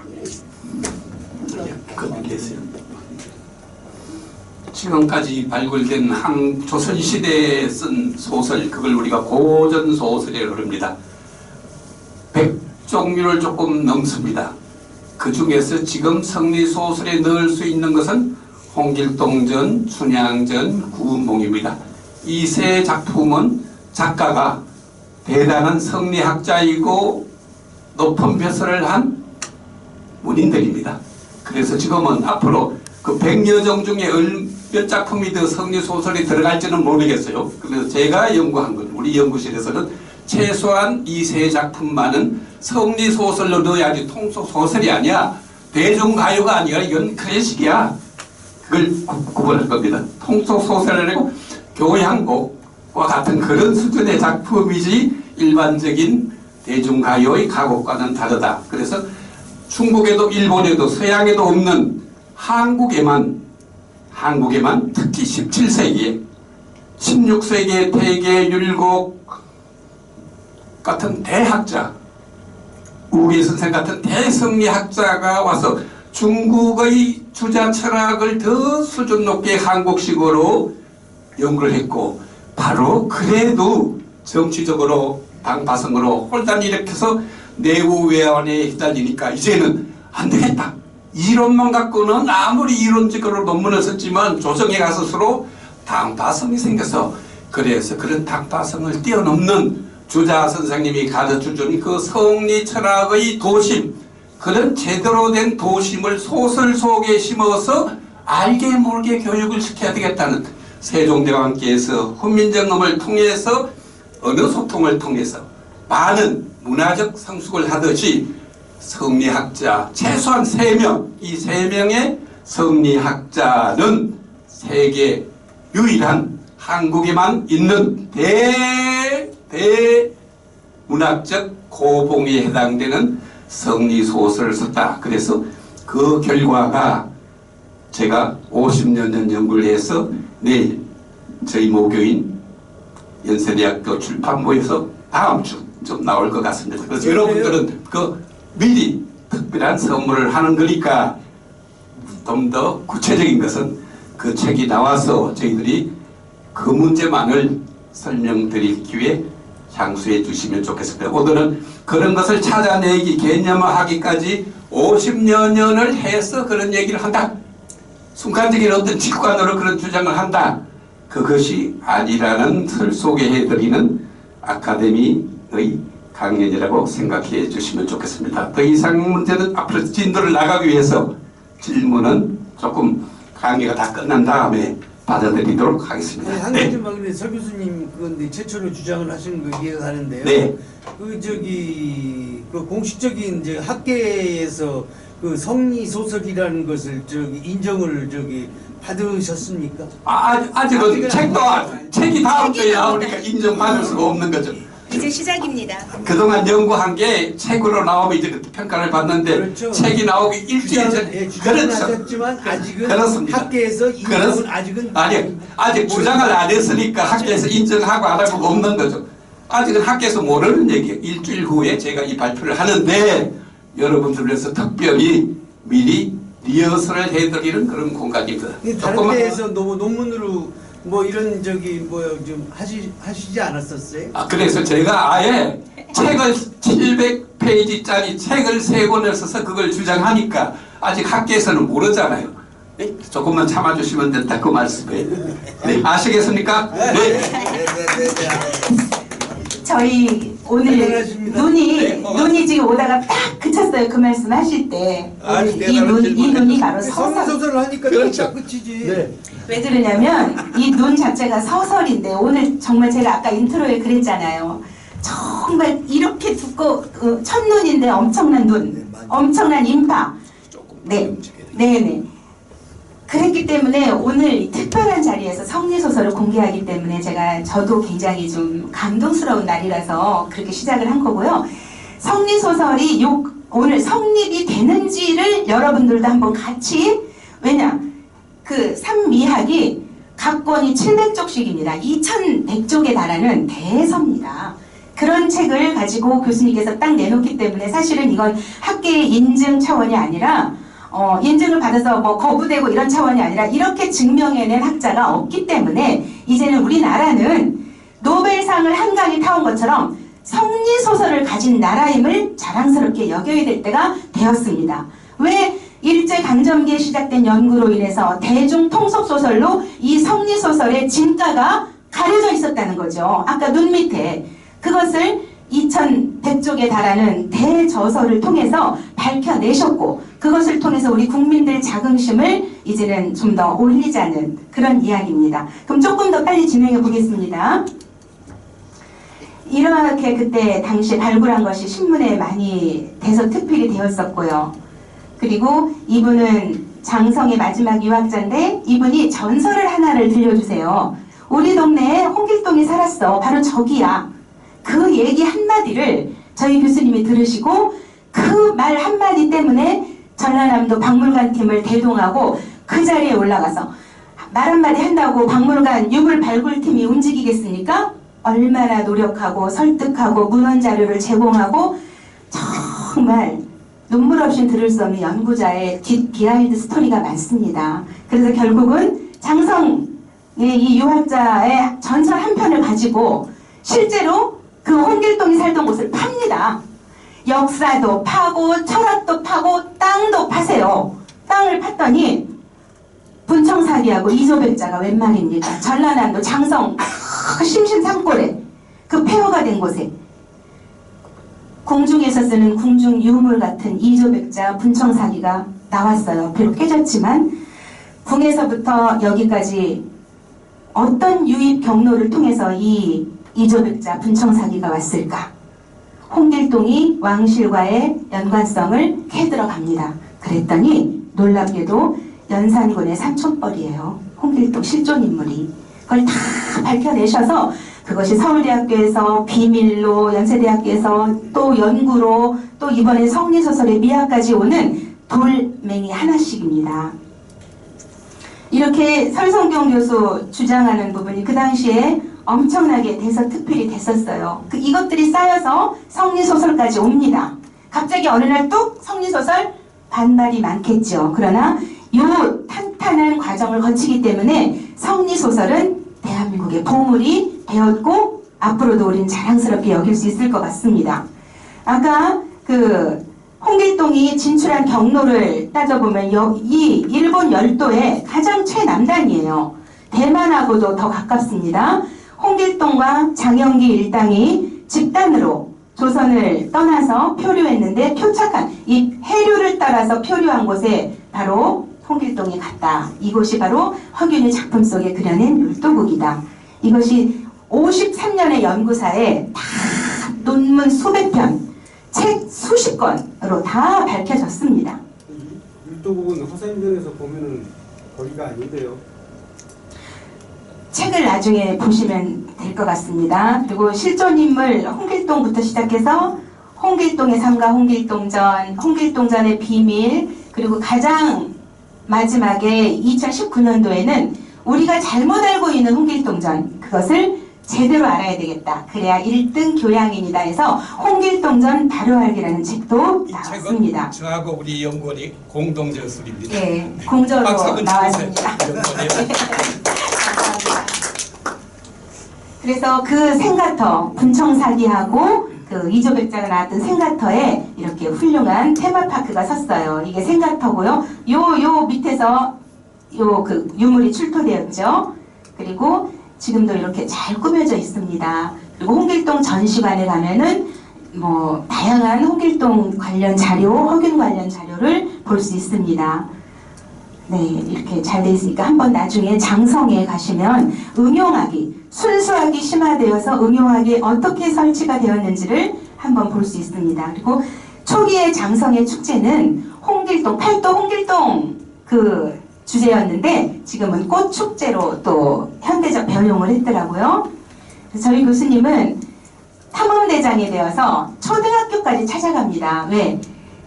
이 시대의 홍길동 정신은 도전 정신이거든요. 서자가 병조판서가 되고 병조판서가 정조 3천석을 얻어서 중국으로 진출하고 중국에서 다시 율도까지 가는 그 도전 정신, 지금 우리 한류를 리드하고 있는 그 아이돌들이나 스포츠 스타들이 바로 홍길동의 후예들이나 마찬가지입니다. 이 정신이 우리 안에 DNA로 숨어져 있기 때문에 우리가 그렇게 작은 나라지만 인구도 얼마 안 되지만 밖에 나가서 그렇게 대단한 활약을 하고 있는 것 같습니다. 허균의 홍길동전이 성리소설의 이제 이게 주제인데요.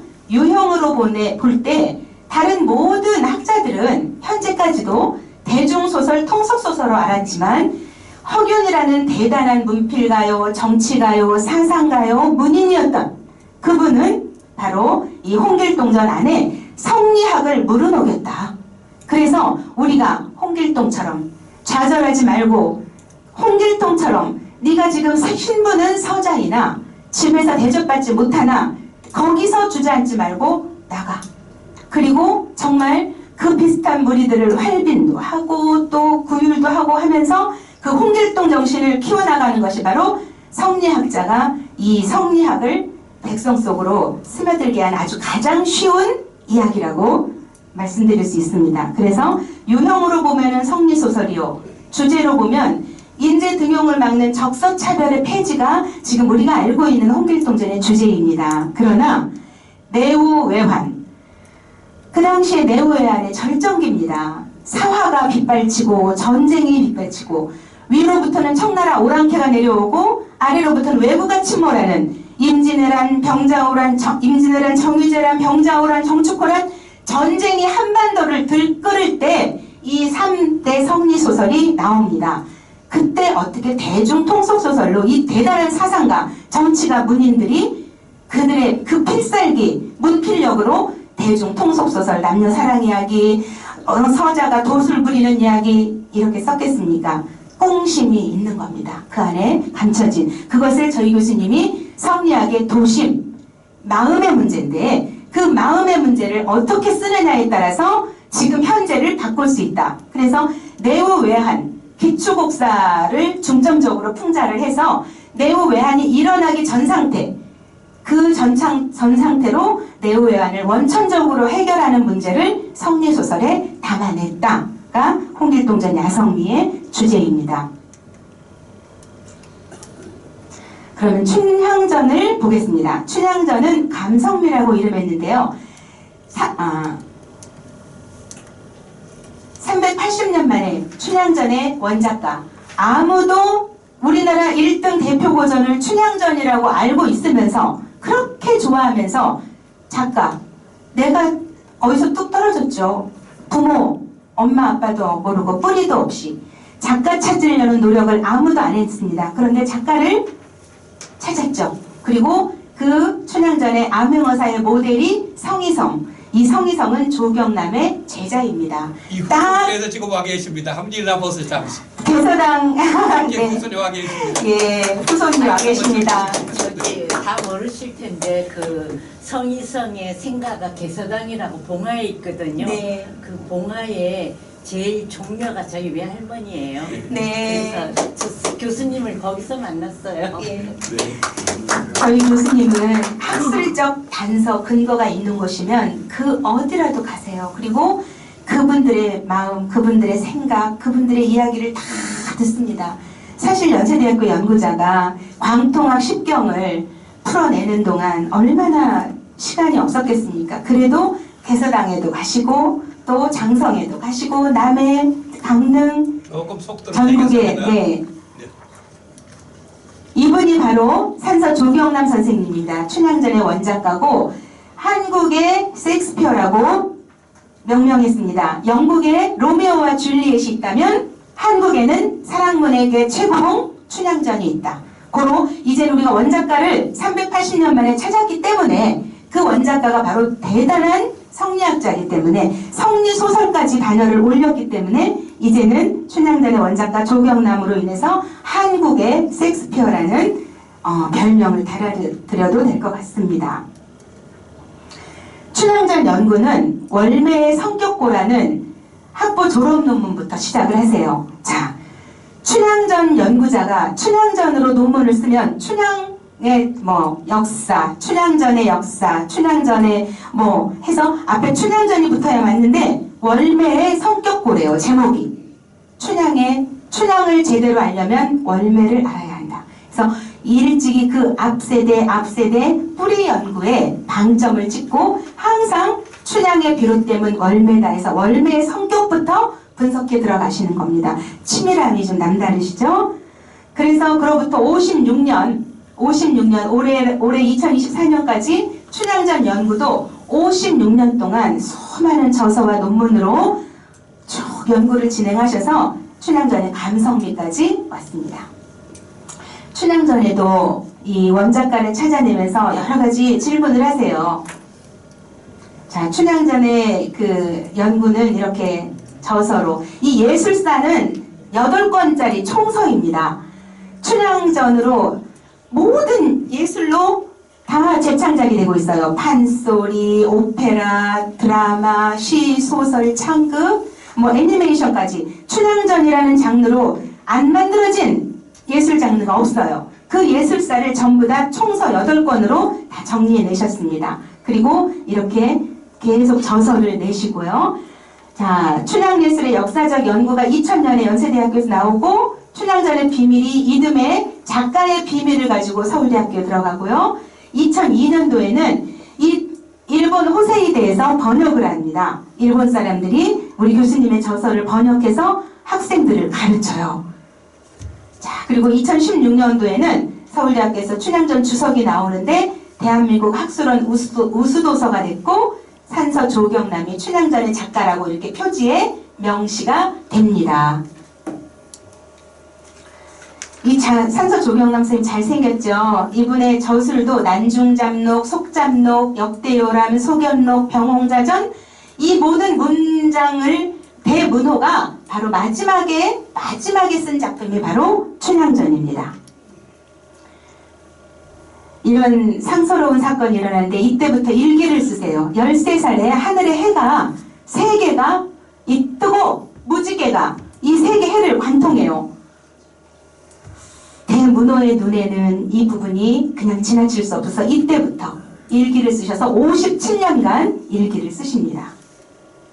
난중잡록이라는 게 바로 그때 57년 동안 쓴 일기입니다. 난중잡록, 속잡록 합쳐서 산서잡록이라고 합니다. 역대요람, 소견록, 병홍자전, 끝에 쓴 춘향전. 자, 춘향전의 창작 계기는 이렇습니다. 설명을 하다 보면 이게 2시간 갖고 모자랐는데요. 임진왜란의 참상, 이때 직접 의병으로 참여해서 정말 오늘은 내가 외병을 3명 잡았어. 이 정령치 이쪽에 매복해가지고 오늘은 7명을 소탕했어. 난중잡록에 보면은 그날그날의 종군 체험과 그날그날의 실적을 낱낱이 기록을 해놨습니다. 그래서 선조 수정실록에는 이 일기를 빌려다가 베껴 쓰기도 합니다. 춘향전은 이런 과정을 거쳐서 나왔습니다. 춘향전 작가를 찾아가는 과정은 1기, 2기, 3기로 나누는데 이 부분을 주목해 주십시오. 이 산서 조경남이 이도령의 모델을 찾아내는 것이 1기인데 이 이도령은 누구냐?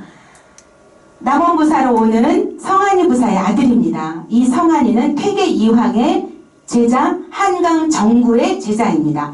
퇴계 이황의 제전 제자가 바로 성안의 부사입니다. 그 성안의 부사의 아들이 바로 성희성이고 그 성희성 아들을 남원에 데리고 와서 과거급제 시켜야죠. 과거 공부 시켜야죠. 그래서 스승으로 모신 분이 조경남 선생입니다. 그래서 조경남 선생님은 성안이의 아들 성희성의 스승님으로 처음 성희성을 만납니다. 그래서 우리가 알고 있는 춘향전은 춘향이와 도령의 사랑 이야기 이면에 스승과 제자의 사랑 이야기입니다.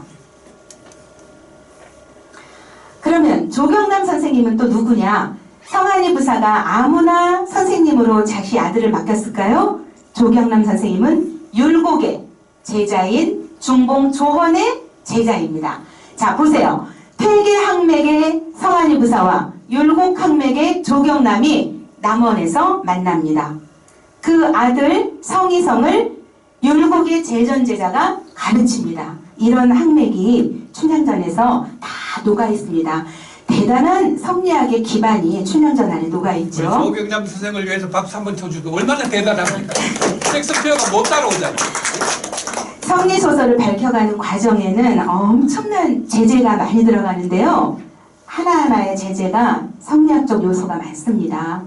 그래서 조경남의 춘향전은 작가는 천민광대가 아니고 조경남이고, 유형은 대중통속소설이 아니고 성리소설이고, 주제는 신분, 기생과 도령의 신분을 극복한 사랑 이야기일 뿐만 아니라 신분, 당파, 지역 갈등을 극복한 대단한 극복의 이야기입니다. 결국은 폐, 유리 합쳐지고 경상도, 전라도가 합쳐지고 정말 지리산을 중심으로 해서 합칠 수 없는 것들이 합쳐지는 이야기가 바로 춘향전입니다.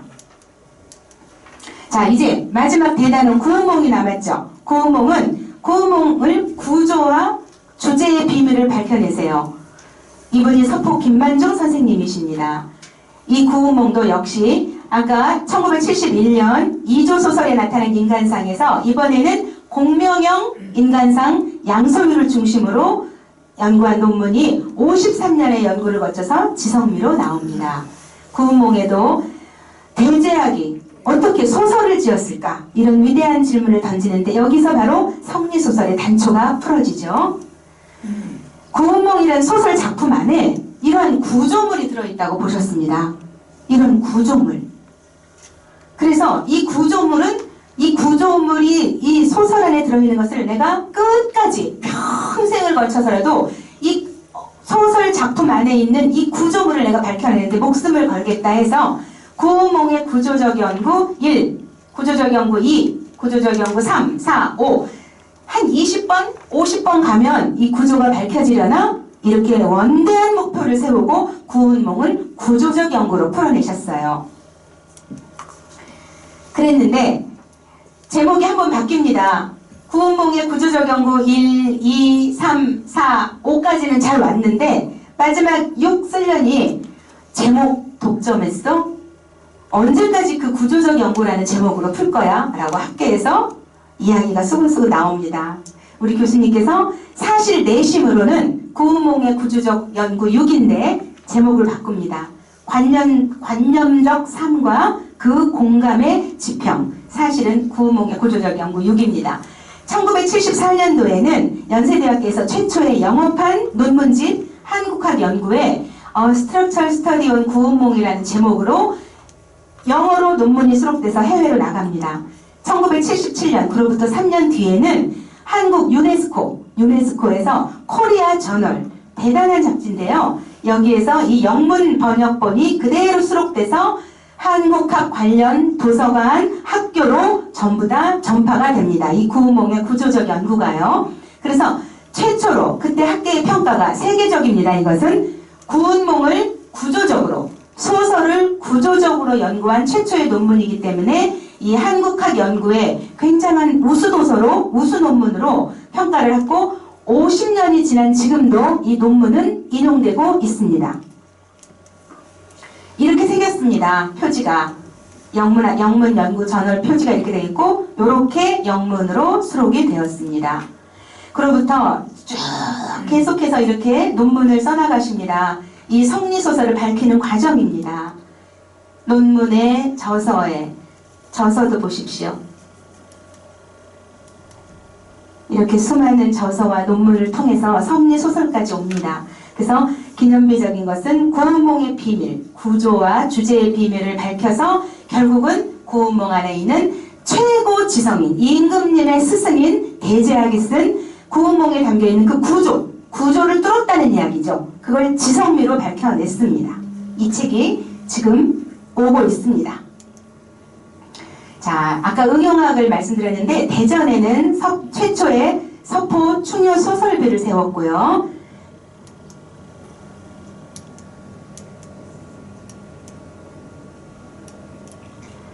이렇게 생겼습니다. 충효 소설비가. 그리고 제막식도 그때 제대로 했습니다. 그리고 충효 소설비를 세운 것뿐만이 아니라 이렇게 전시로도 대전 시민들에게 서포 소설의 위대함을 말씀드리고 밝혔습니다. 남해에는 구운몽은 또 남해가 서포의 마지막 유배지예요. 한 강연 하나가 단초가 되어서 남해에 어마어마한 일들이 생기는데요. 이렇게 유배문학관이 국내 최고로 큰 남해 유배문학관이 교수님의 프로젝트 하나, 강연 하나로 남해 이런 우리가 지금 향수할 수 있는 응용학이 섰습니다. 그리고 이 뒤에 보이는 이 노도라는 섬에는 교수님이 직접 들어가세요. 1년 동안 노도살이를 하십니다. 왜? 내가 서포 김만중을 조선시대로 거슬러 올라가서 만날 수는 없다. 세월이 지났으니까. 그러나 서포 김만중이 마지막 유배 가서 걸었던 곳, 빗자루로 마당을 쓸었던 곳, 말없이 바라봤던 보리암, 그 초옥에서 어머니를 그리면서 바라봤던 그곳에 앉아볼 수 있고 발자국은 동일시할 수 있다. 그래서 1년을 이 노도에 주민등록까지 옮기고 들어가서 노도살이를 하시고 거기에서 구운몽의 비밀, 그리고 윤씨 부인의 어머니 윤씨 부인의 삶과 정신이라는 책을 탈고해가지고 나오세요. 그래서 그 노도가 또 굉장한 우리 선생님의 역작이 나온 곳이기도 합니다. 그래서 서포 선생님을 만나려고 320년을 거슬러서 공간 동일시를 한 곳입니다. 그 섬 노도가 이렇게 개발이 돼가지고 너무너무 멋진 문학의 섬으로, 문학의 섬도 인문학의 성과로 교수님이 명명한 최초입니다. 섬 하나를 서포 김만중의 문학의 섬으로 만들었습니다. 배가 딱 항구에 닿으면 이런 거대한 조형물이 반기는데요. 보세요. 노도 문학의 섬. 이걸 만드시고 일구신 분이 저희 교수님이고 그것의 단초가 바로 연구입니다. 가장 최근에 대전 문인 총연합회와 함께 이 노도 문학의 섬에 저희가 문학 기행을 갔습니다. 굉장히 잘 돼 있어요. 시간 되시면 장성에도 한번 가보시고 노도 문학의 섬도 가보십시오. 그래서 구운몽은 유형으로 보면은 역시나 모든 학자들이 대중 통속소설로 알고 있는데 이 구운몽은 정말 대단한 전형적인 성리소설이다. 주제는 부귀공명 일장춘몽 일부 다처의 합리화가 아니라 내후 외환의 해결과 숙종의 대가. 자, 숙종대왕이 정신의 혼미로 인해서 장희빈의 여총에 빠져서 정사를 흐렸죠. 그 당시에 그 부분에 대한 풍자가 구운몽과 사시남정기인 건 다 아실 거예요. 그런데 만약에 숙종대왕이 혼미를 깨닫지 않았다면, 깨우치지 않았다면 영정조 문예부흥기는 없습니다. 조선이 거기서 막을 내렸을 수도 있습니다. 그때 대제학이 그 필살기로 애국과 애민과 구국의 일념으로 써낸 것이 바로 성리소설입니다. 결론. 자, 이 부분은 오늘 성리소설의 결론이에요. 보세요. 한국 대표고전, 홍길동전, 춘향전, 구운몽은 대중통속소설로 놓기에는 너무 아까운 작품이죠. 대중통속소설이 아니라 백성 속으로 파고들어 성리학의 이념과 이상을 가장 실용적인 문학으로, 아까 응용학과 순수학 얘기했죠? 가장 실용적인 문학으로 실현한 성리학자의 성리소설이다. 그래서 설성경의 성리소설의 산미학이 연세대학에서 이 700쪽씩 해서 2100쪽이 한꺼번에 나옵니다. 그래서 유형으로 보면은 이 세 작품은 성리소설이고 주제로 보면은 한결같이 내후 외환의 원천적 해결. 이렇게 살았으면, 홍길동처럼 살았으면, 춘향처럼 지조와 정절을 지키고 끝까지 올 이도령을 기다렸으면, 구운몽처럼 양소유처럼 깨달은 성진처럼 살았다면 이 나라는 청나라 오랑캐에 밟히지도 않았고 일본 왜구에게 밟히지도 않았고 내후 외환이라는 것이 없었을 것이다. 그리고 춘향전처럼 지리산을 중심으로 영원함이 화합하고 정말 기생과 도령의 사랑을 나누듯이 신분을 극복한 대단한 성리학의 그런 어떤 화합, 이치, 이렇게 국민들이 다 화합했다라면 내후 외환은 없었을 수도 있겠다. 그래서 내후 외환 있기 전 원천으로 돌아가서 최고의 성리학적 이상세계를 가장 백성 속으로 쉽게 안 읽고도 아는 춘향전, 안 읽고도 아는 구운몽, 안 읽고도 아는 홍길동전, 그렇게 스며들게 만든 것이 바로 성리소설이고, 이 배경에 가장 중요한 것은 퇴계와 율곡, 성리학의 태도인 율곡은 실천 성리학자입니다. 어떻게 실록에 써있냐면 성리학을 무르녹여서 백성 속으로 스며들어서 백성들이 성리학을 다 알게 하라. 그거의 일환으로 우리가 부부는 유별하고 임금 어른과 아이는 서열이 있어야 되고 임금에겐 충성하고 부모에겐 효도하고 삼강오륜이 바로 실천 성리학의 1호입니다. 그렇게 우리가 이 성리학 3대 성리학의 인물처럼 모델처럼 이걸 백성 속으로 스며들게 한 정말 연구자들처럼 내지는 작가들처럼 살았다면 감히 이 나라가 그런데 그 성리소설을 대중 통속소설로 묻어둔 세월이 장장 380년. 이제는 우리가 이 성리소설의 보물을 손에 쥐어드렸으니까 이 연구자가 평생을 62년을 바쳐드렸으니까 타당하다면 타당성 여부를 검증하지 않아도 될 만큼 제가 연구자론을 풀어드린 겁니다. 그래서 한번 그 책이 나오시면 관심을 갖고 한번 봐주시면 좋겠고요. 연구자, 대단원 우리 연구자의 우리 교수님께 제가 마무리 멘트를 드리겠습니다. 여러분들에게 제가 연구한 그 자취를 저보다도 훨씬 더 총명한 지휘와 표현으로 여러분들에게 제공을 해 드린 동료 연구원, 채용연구원에게 박수를 한번 보내주십시오. 감사합니다. 더 열심히 하겠습니다. 저는 경주에서 태어나서 대구에서 살다가 서울에서 돌아가신 설두영, 이순연 두 분을 부모로 모셨습니다. 지금 이 순간 저를 이렇게 키워주고 오늘 이런 연구의 결과를 나라에 세계 여러분들에게 제공할 수 있게 해주신 부모님 생각이 저 눈을 보니까 더 간절합니다. 저는 일제암흑기 마지막 해인 1944년 1월 겨울에 그 시대 가장 춥다고 하는 남한에서 가장 추운 대구에서 태어났습니다. 대구에서 태어났습니다. 나라가 없을 때. 그래서 제가 철이 들고는 나는 국문학자라면 일본 문학보다는 한국 문학이 더 우수하다는 것을 논리적으로 증명을 하겠다. 내가 당대 못하면 내 후기자를 통해서라도 증명하고 말겠다. 지금 와서 보니까 내가 증명을 해낸 것 같아요. 프랑스 문학, 독일 문학, 일본 문학, 중국 문학에도 대표 작가의 작품도 몰라, 대표 작가의 구조도 몰라. 그 주인공이 일본까지 가서 그 고통 속에서도 민중의 영웅이 되어서 지금도 일본 오키나와에서는 민중의 영웅으로 동상을 만들어 놓고 기리고 있는 그런 사람을 모르고 강도 대강도의 두목이 홍길동전의 주인공이다.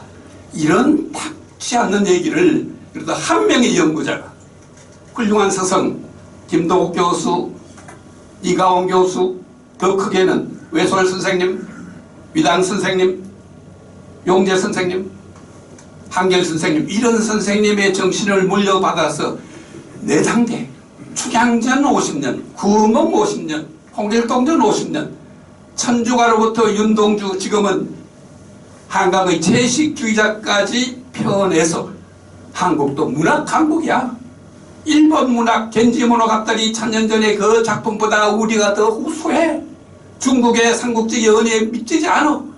그런데도 우리는 그동안 우리 작품이니까 별거 아니라고 생각하고 외국의 이론을 가져다가 대입을 하니까 안 맞아요. 그러나 그래도